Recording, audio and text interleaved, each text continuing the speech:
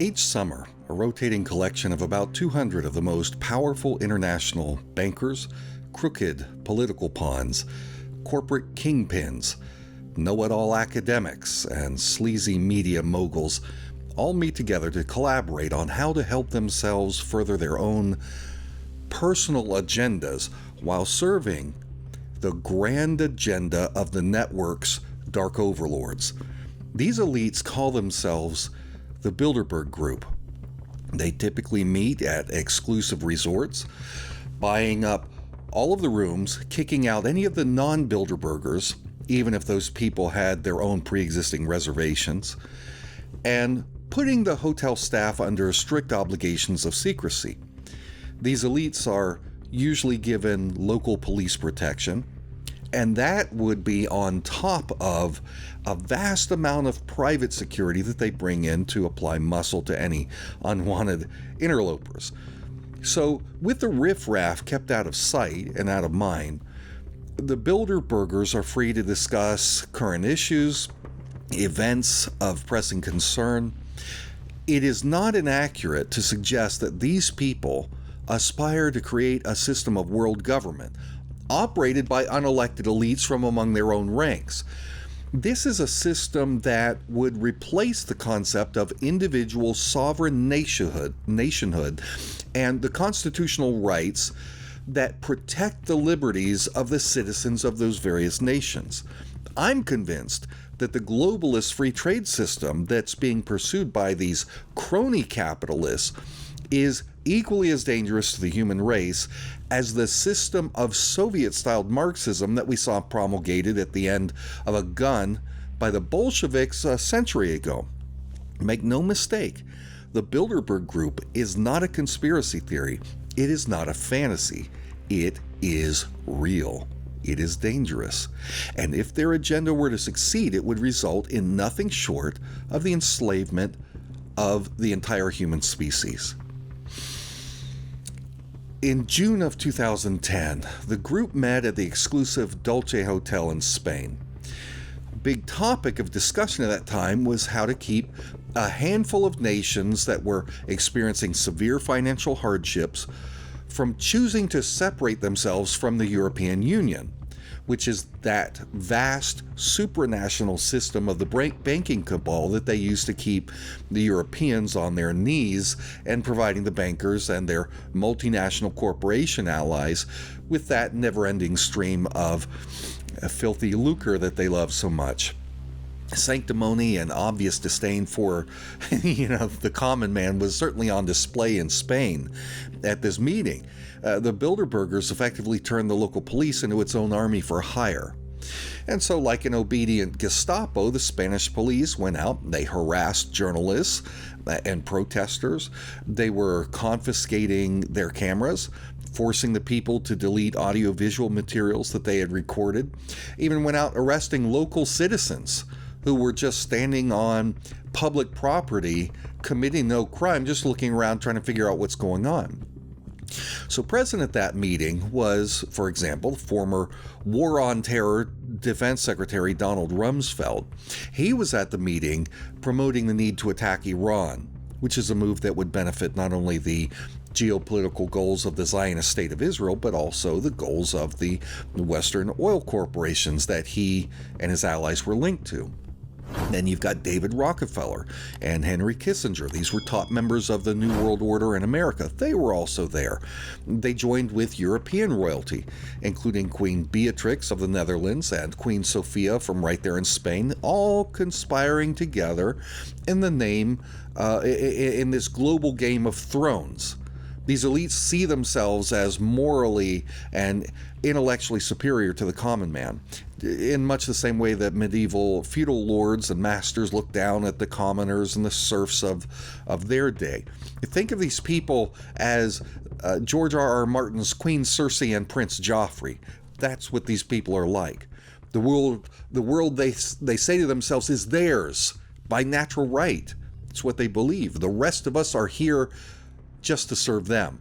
We are supposed to live by one set of rules that keeps us shackled to our stations, while they live by a completely different set rules that allows for their unbridled criminal behavior that both enriches them and feeds their gluttonous lust for power and prestige. Now, in previous episodes, I have discussed the Council on Foreign Relations and its subsidiary, the Trilateral Commission. It is no coincidence that a significant percentage of these Bilderbergers are also members of the CFR, the Trilateralists, or in many cases, both. The name Bilderberg comes from the Bilderberg Hotel in Holland. That's where the first meeting of these elites took place back in 1954. I think that was the same year Godzilla came out. Anyway, 3 years later, when the group met for the first time in America, you know where they met? It was at St. Simon's Island in Georgia. This tiny little island is literally 1 mile away from Jekyll Island. That's the very place where the bankers birthed that grotesque monstrosity, the Federal Reserve Bank, in 1913. I've been there. This place was obviously chosen for its remote location and its seclusion from, the rest of society. There is no question that the enforcement arm of the Council on Foreign Relations, the Central Intelligence Agency, played a role in facilitating the connections between the European and the American elites to help bridge and build this group to establish a foothold in the United States. For example, CFR member and CIA director Alan Dulles formed a group called the American Committee on a United Europe with a Polish socialist named Joseph Retinger. Retinger is considered the father of the Bilderberg Group. In time, Retinger was brought to America by CIA asset Averell Harriman. Harriman was the son of a rich railroad baron. He served as President Truman's Secretary of Commerce, which is the same position that was held by Rothschild banking agent Wilbur Ross during the Trump administration. Just remember, the reason that the bankers are often appointed to head the U.S. Commerce Department is so that they can craft U.S. policies like these NAFTA and USMCA free trade agreements that furthers the globalist agenda of their allies. So anyway, this Commerce Secretary Harriman, he was a core member of a group of foreign policy elders called the Wise Men. That's exactly how they see themselves. They are superior specimens to whom all decision-making should be made on behalf of the little people like you and me. Well, Harriman also served as the governor of New York State. He ran for president twice.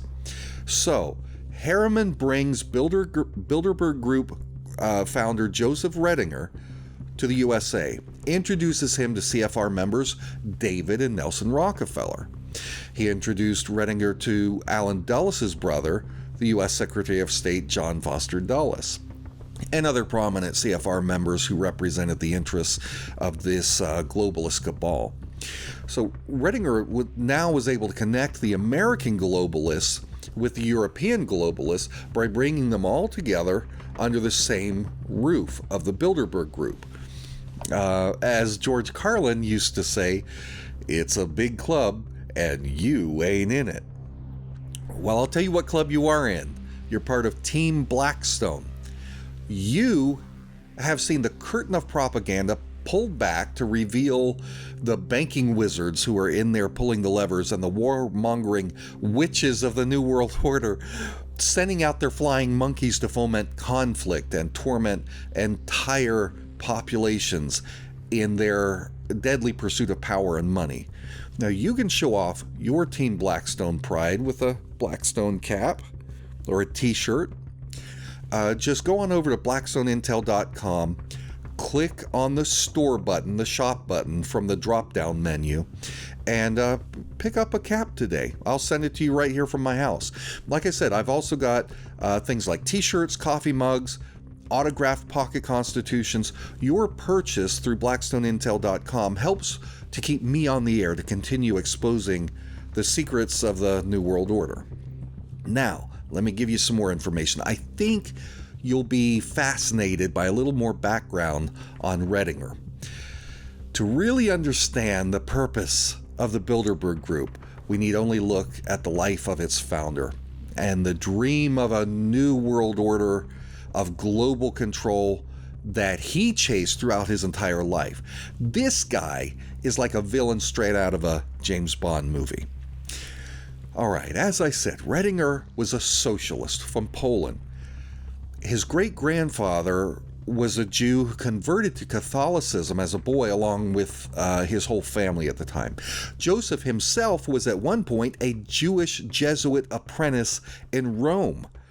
He left the priesthood and pursued a PhD in Paris before he moved to Munich, Germany to study psychology.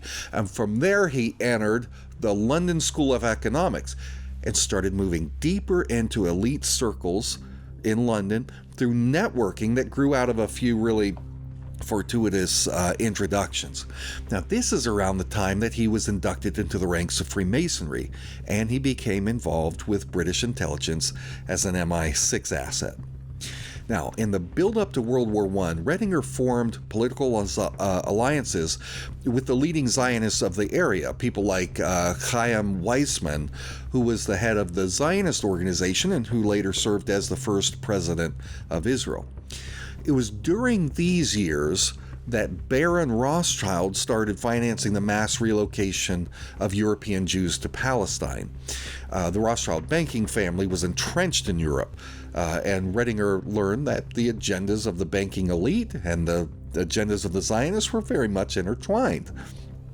All right, after the disastrous war to end all wars had snuffed out the lives of tens of millions of expendable commoners, Retinger was chosen to act as a secret courier from the heads of European royal dynasties as they tried to secretly negotiate an end to World War I with Emperor Charles I of Austria.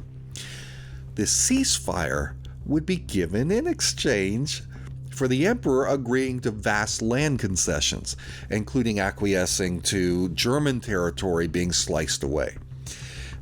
These scandalous negotiations came to be known as the Sixtus Affair, when it failed, largely because Germany wasn't willing to go along with these outrageous demands. But Retinger's role as an agent of the elite wasn't over. In 1917, he started working on efforts toward a world federal government under an Anglo-French alliance. But the following year, Retinger was banned from France over his political meddling, from Austria to the Soviet Union. They didn't want anything to do with him. By the time World War II came along, Retinger was back in London working with Winston Churchill, who was also deeply connected to the Zionist leaders. Retinger facilitated the transfer of Polish troops out of France to Britain. And when the exiled government of Poland was reestablished in London, Retinger became the chief advisor to that government in exile. And it was during this period that Retinger actually tried to form an immigration network to relocate Polish Communist Party members to London. Now, as you might imagine, the Brits were not so enthused about the idea of bringing Jewish communists to England, and Retinger's plan went nowhere. But before long, he was working on an even more grand effort, an effort to create a Central European confederation. This was an early attempt at a type of transnational globalist control system like the European Union would be later on. The idea was to make the newly created Poland and Czechoslovakia the nucleus, and from there more and more states would be brought under control. But when Britain's ally during World War II, the Soviet Union, when they learned of the plan, Winston Churchill had to backpedal. Despite claiming that he was working for the best interests of Poland, the Polish Underground Army accused Retinger of serving other interests. And he survived an assassination attempt during this period of time, a poisoning that left him lame in one leg for the rest of his life. They didn't like him. After the war, Retinger returned to his earlier dream, though, of establishing a European supranational control system. He was the architect of the original informal Bilderberg conferences that took place from 1952 to 54. He established himself as the group's secretary and served in that position until he died in 1960. A friend of Retinger, a Swiss writer named Dennis de Rougemont, I think it was, he recorded an exchange he once had with Retinger. He said, "Joseph, my friend, they say you're a Freemason, an agent of the intelligence service, of the CIA, Vatican, that you collaborate with communists. Sometimes they even suggest that you're Jewish and gay. What is the truth about you?" And he writes that Retinger laughed and said, "What can I say? That's not even the half of it." So this is the man who formed the Bilderberg Group. And as I said in the beginning, the conspiratorial nature of Retinger's group is not a theory. As shocking as it may be to those who have yet to swallow that red pill of cold, hard reality, the Bilderberg Group and its wicked agenda of evil is undeniably real. The group continues to play a seismic role in the affairs of the Anglo-American Empire. For example, when there was a spike in British nationalism sentiment, which was a direct threat to the European Union superstate run by the elite, the Prime Minister at the time, Tony Blair, was summoned to the 1998 Bilderberg Conference, which was at the Turnberry Hotel in Scotland. And sources who were there leaked that Blair was lectured like a schoolboy for not enforcing the euro currency on his fellow citizens against their will in lieu of the British pound. The people who serve as the chairman of the Bilderberg Group, these guys are typically in high positions of political power. They are deeply entrenched in the circles of the international bankers. Based on what we know of the membership of the group, it's believed that the group is essentially an international version of the Council on Foreign Relations, a blending of the U.S. based Rockefeller and Morgan network with the European-based Rothschild network. And so what we know about the Bilderberg Group's inner workings, it's mostly shrouded in mystery. And that's partly because the group maintains this stranglehold over our media by bringing into its fold the power players who control our news. For example, years ago, there was this reporter named Sigurd Tether. He wrote for the London Financial Times. He said this: "If the Bilderberg Group is not a conspiracy of some sort, it is conducted in such a way as to give a remarkably good imitation of one." So, not the kind of thing they want out. So, not long after this, the paper's editor, who was a member of the Trilateral Commission, fired him. And there's tons of stories like this of reporters getting sacked. But from time to time, there's an investigative journalist that managed to get some notes or recordings from hotel staff or some other conscientious objector. So there's this guy, Lithuanian-born reporter Daniel Estelin. He got hold of a copy of an audio recording of a speech Henry Kissinger gave at the 1992 Bilderberg Conference in Evian, France. Let me read what he said. He said, "Today, Americans would be outraged if United Nations troops entered Los Angeles to restore order. Tomorrow, they will be grateful.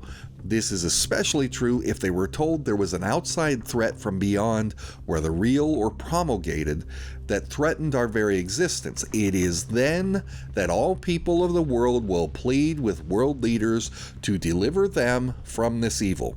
One thing every man fears is the unknown. When presented with this scenario, individual rights will be willingly relinquished for the guarantee of their well-being granted to them by their world government."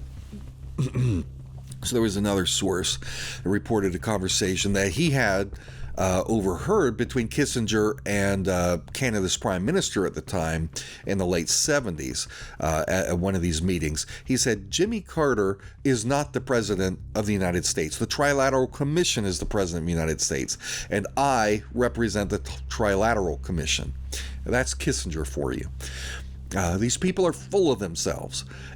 It would be so easy to just dismiss them as nothing more but than a cadre of self-important narcissists if it wasn't for the grotesque fact that these truly are the people who are in control of the governments of Europe and America. Kissinger visited Trump multiple times at the White House. But as long as their threat remains to us, I'm going to keep talking about it. I'm going to talk about their histories, their associations, their influences upon our government, their diabolical coups that they carry out in places like Ukraine and Syria, their intelligence operations, their nightmarish wars throughout the Middle East and beyond. Now, you can help keep me on the air by becoming one of my monthly patrons. Go to patreon.com/Blackstone Intel. If you sign up for $5 or more, you'll also get access to occasional perks such as bonus videos and behind-the-scenes footage. Now, if you would like to make just a one-time payment, you can do that at paypal.me/Blackstone Intel. If you typically leave a tip at the end of a restaurant meal, consider leaving me a tip for, me giving you this free video report. And if you're like me and you're someone who prefers a more personal form of communication, send me a letter. Jake Morphonios, Morphonios. Write to P.O. Box 1333, Kernersville, North Carolina 27285. That's down in the video description. That's it for today. Thank you all so much for watching. I look forward to our next video together, and we'll see what we can come up with next time. Keep exposing these people. Spread the word out there. Share these videos with your friends and family in your social media networks. Thank you so much. For Blackstone Intelligence, I'm Jake Morphonios.